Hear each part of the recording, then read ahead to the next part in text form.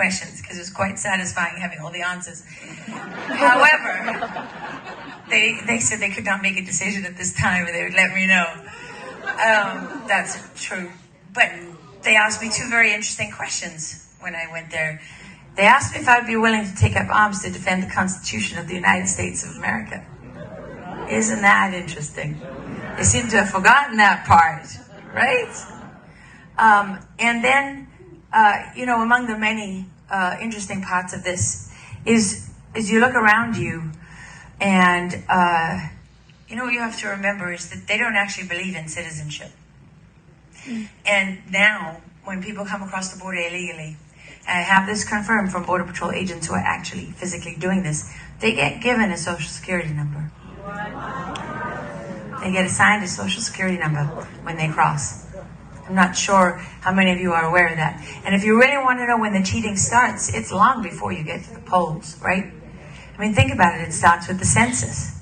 It starts with counting illegal immigrants in the census. How do you determine how many members of Congress you get? Population size, right? So how does, California has all these delegates at the Electoral College. And you don't just get more money from the federal government for your increased population. You don't just get more congressional candidates representing you. What else do you get? You get an opportunity to pad the voter rolls with people who are being completely and utterly exploited. And there's one thing that I've learned as I've been investigating this is they love euphemisms, right?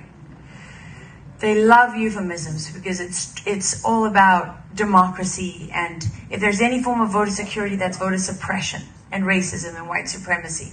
And if it's the other side, anything we can do to get more people out to vote. But actually, when you talk to the canvassers, they'll tell you that when they go into the low-income areas, sometimes they're predominantly Hispanic, sometimes they're black, sometimes they're white. But that's where they find the most fraud, because those people, the most vulnerable,